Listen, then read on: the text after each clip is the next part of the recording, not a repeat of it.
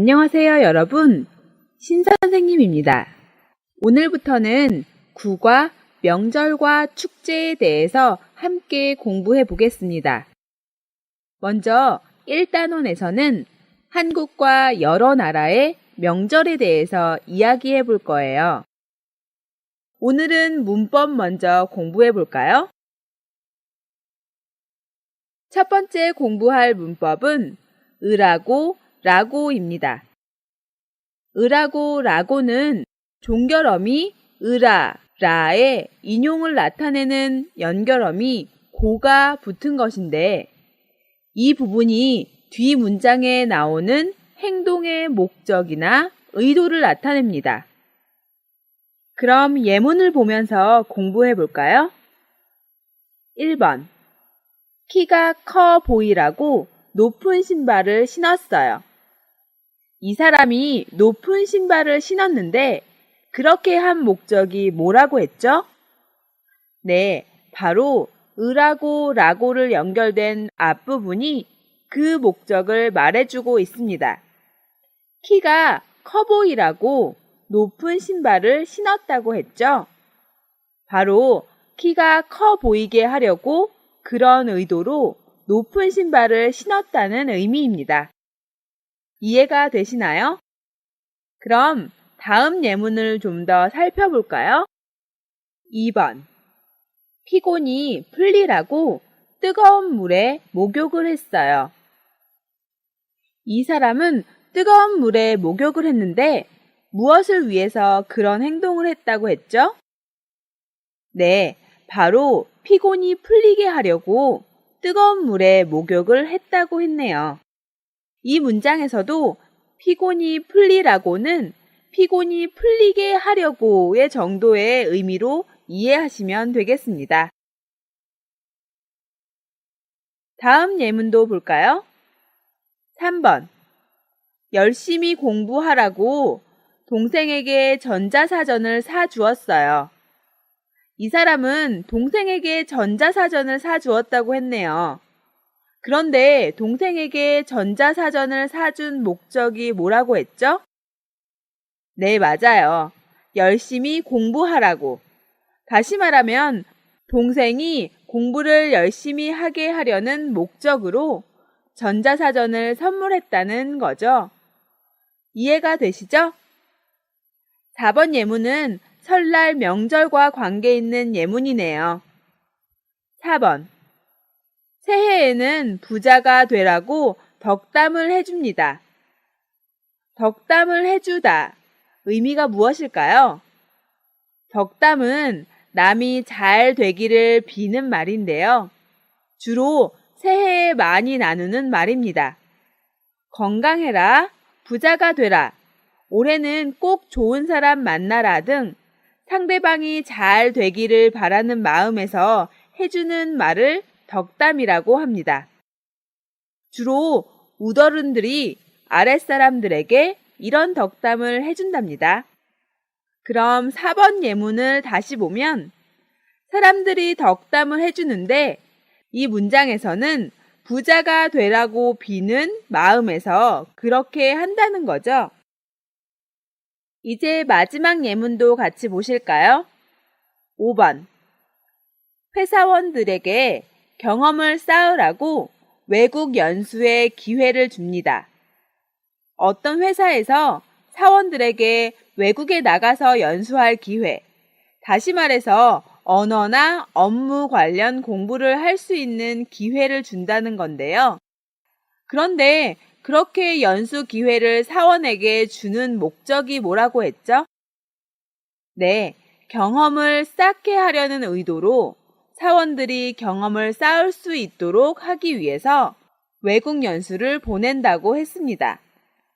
그래서 경험을 쌓으라고 쓴 겁니다. 자, 여기까지 으라고, 라고 문법을 예문으로 살펴봤는데요. 그럼 이제 으라고, 라고를 활용한 연습을 해볼까요? 책 338쪽을 보세요. 여러분의 친구가 다음과 같은 고민을 하고 있습니다. 여러분이라면 어떻게 해주시겠습니까? 먼저 표의 내용을 살펴볼까요? 웨이, 민호, 영수, 미선은 고민과 어려움이 있네요. 친구들의 이런 고민에 여러분은 어떻게 해주시겠어요? 같이 표의 내용을 먼저 만들어서 채워볼까요? 아침에 일찍 못 일어나는 웨이에게는 알람 시계를 사준다고 했네요. 그럼 수업 시간에 자주 조는 민호에게는 어떻게 해주면 좋을까요? 저라면 수업 전에 커피를 한 잔 사주겠어요. 커피에는 카페인이 있으니까 마시면 좀 도움이 될 것 같아요. 그리고 다음 주에 입사 시험을 보는 영수에게는 시험을 잘 보기 바라는 마음에서 맛있는 식사를 대접하면서 격려해 줄 것 같아요. 또 키가 작아서 고민하는 미선에게는 높은 구두 한 켤레 사주겠어요. 그럼 이런 내용을 가지고 으라고, 라고를 사용해서 문장을 한번 만들어 볼까요? 먼저 책에 나와 있는 부분을 읽어보고 그리고 뒷부분의 내용을 완성해 봅시다.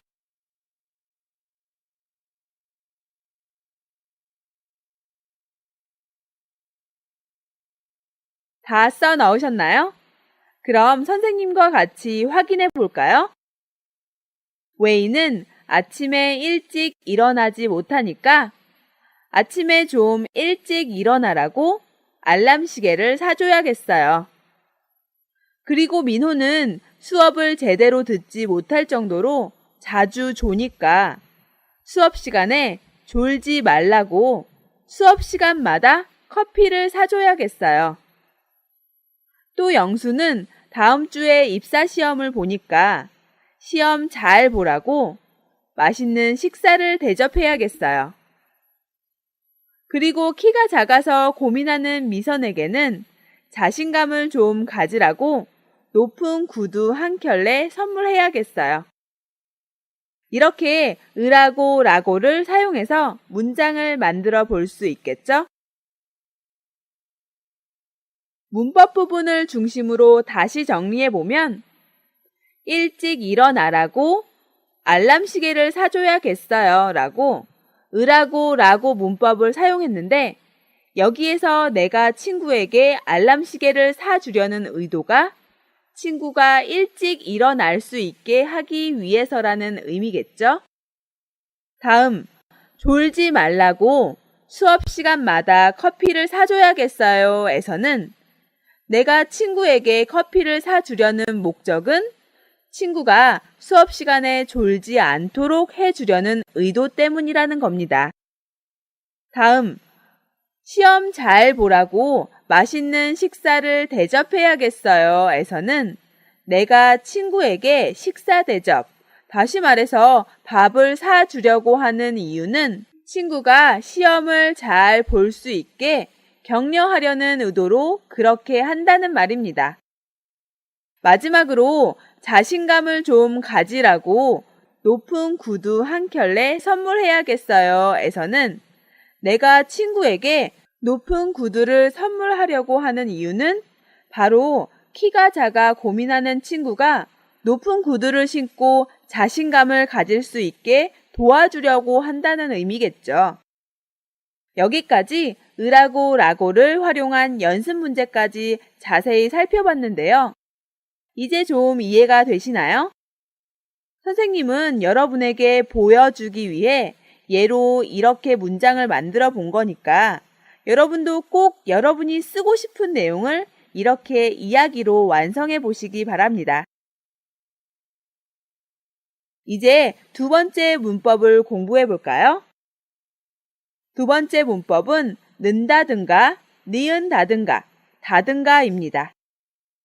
는다든가, 니은다든가, 다든가는 간접 인용을 나타내는 는다에 선택의 의미를 가진 연결어미 든가가 연결된 형태로 머릿속에 떠오르는 여러 가지 예를 들어서 말하고 그것들 중에 어느 것이나 가리지 않고 선택한다는 것을 의미합니다. 형용사나 at, get 뒤에는 다든가, 받침이 없는 동사 뒤에는 니은다든가, 받침이 있는 동사 뒤에는 는다든가를 사용합니다. 또 이다 뒤에는 라든가가 붙습니다. 또한 는다든가, 니은다든가, 다든가 하다와 같은 형태로도 많이 사용됩니다. 든가와 비슷한 든지를 사용해서 는다든지, 니은다든지, 다든지로 바꿔도 그 의미가 비슷합니다. 선택의 가능성이 있는 여러 내용을 함께 말하면서 그중 어떠한 것을 가리켜도 상관이 없음을 의미하는데요. 그럼 예문을 보면서 문법의 의미와 용법을 같이 정리해 볼까요? 1번. 가족들과 등산을 한다든가 놀이공원에 간다든가 해요. 휴일에 보통 뭐 하세요? 라고 질문을 한다면 등산을 하거나 놀이공원을 갈 때도 있는데 주말 활동으로 가능한 이런 일들을 아무거나 선택해도 상관이 없는 느낌으로 예를 들어서 이것저것 나열할 때 사용하는 문법입니다. 이 문장은 든가와 비슷한 든지로 바꾸어서 가족들과 등산을 한다든지 놀이공원에 간다든지 해요. 라고 바꾸어서 사용해도 됩니다. 계속해서 2번 예문도 볼까요? 2번. 시간이 있을 때는 책을 읽는다든가 비디오를 본다든가 해요.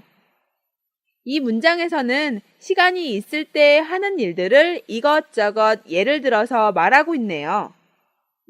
시간이 있을 때 책을 읽는 것을 할 때도 있고 비디오 보는 것을 할 때도 있는데 이런 행동들을 특별히 가리지 않고 선택한다는 의미로 는다든가 니은다든가 다든가를 사용했습니다. 이 문장도 든지로 바꾸어서 시간이 있을 때는 책을 읽는다든지 비디오를 본다든지 해요. 라고 바꾸어도 그 의미가 비슷합니다. 다음 3번에 나와 있는 예문도 같이 볼까요? 설거지를 한다든가 청소를 한다든가 하는 것은 제가 하지요.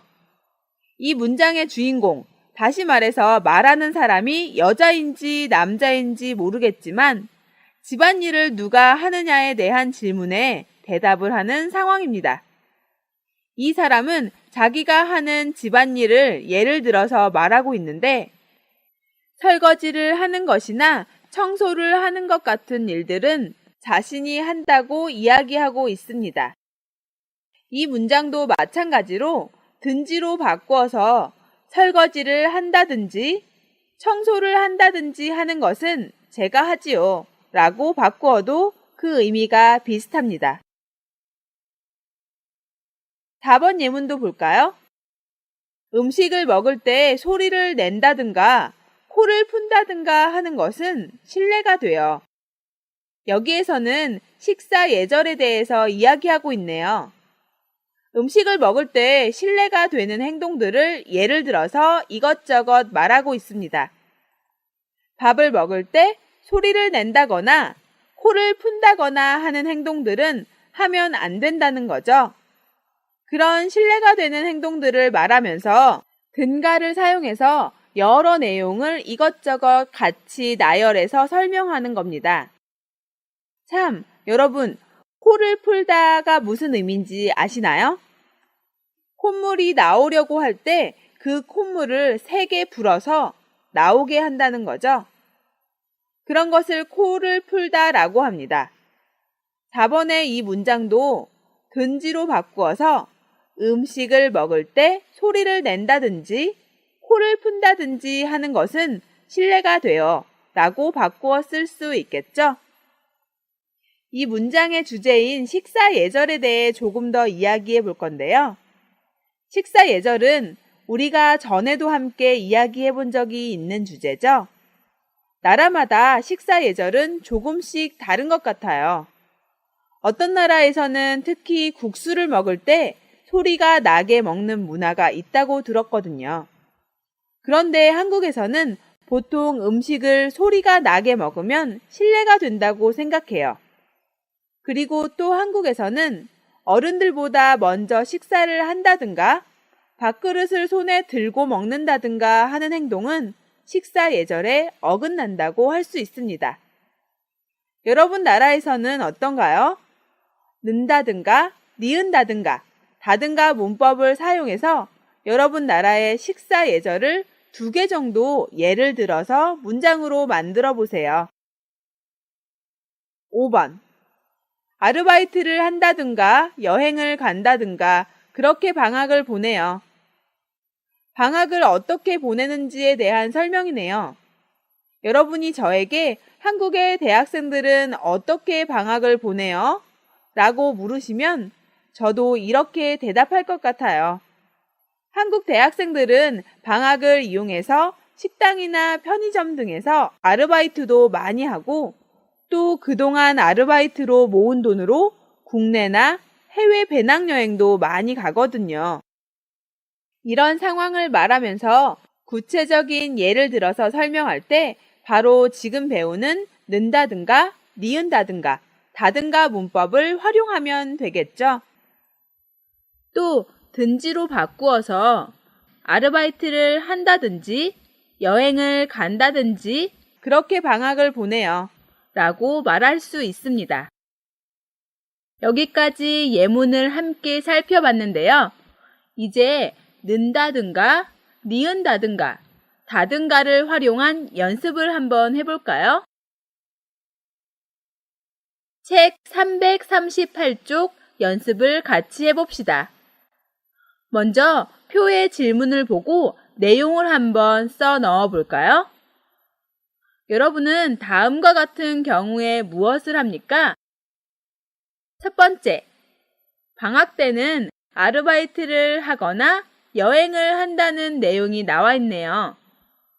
두 번째, 심심할 때는 친구와 수다를 떨거나 비디오를 본다고 나와 있군요.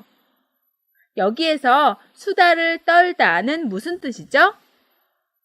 별로 중요하지 않은 일상적인 이야기를 많이 한다는 의미입니다. 세 번째, 스트레스가 쌓일 때인데 여러분은 스트레스가 쌓일 때 보통 어떤 일들을 하세요? 저는 한국 사람이니까 스트레스를 받을 때 한국 사람들이 많이 하는 일을 써봤는데요. 바로 매운 음식을 먹기와 컴퓨터 게임 하기입니다. 실제로 매운 음식을 먹으면 스트레스가 풀린대요. 여러분도 한번 해보세요. 다음 상황은 일이 계획대로 되지 않을 때 하는 일에 대한 것인데요. 무슨 일이든 하다 보면 처음에 계획한 것처럼 되지 않을 때가 있죠.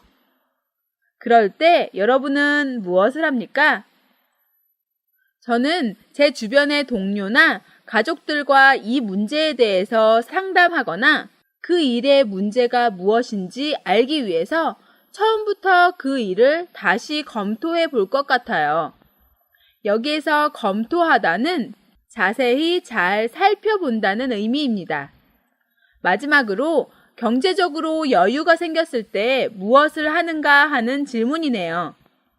여기에서 경제적으로 여유가 생겼다는 말은 여유 있게 쓸 수 있는 돈이 많아졌다는 의미겠죠.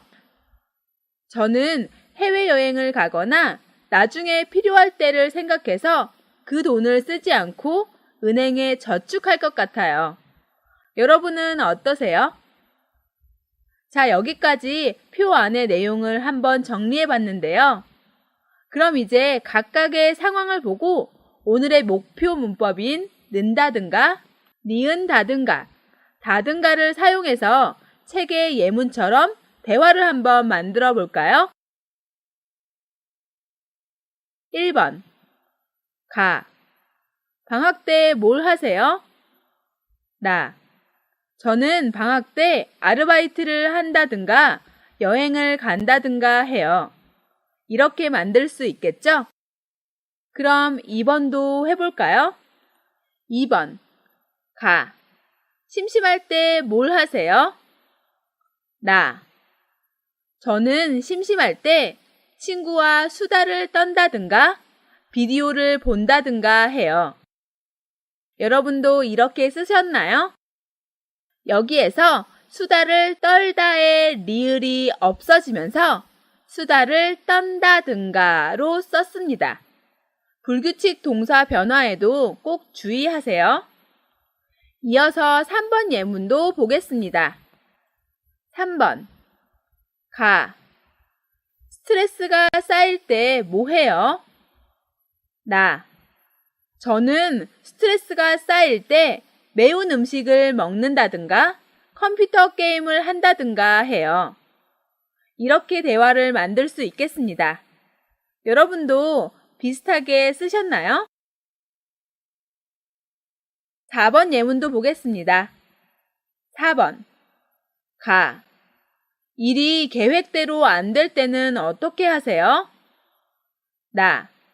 저는 일이 계획대로 안 될 때는 주변 사람들과 상담을 한다든가 일을 처음부터 다시 검토한다든가 해요. 이렇게 쓰시면 되겠네요. 마지막 5번. 여러분이 먼저 만들어 보세요.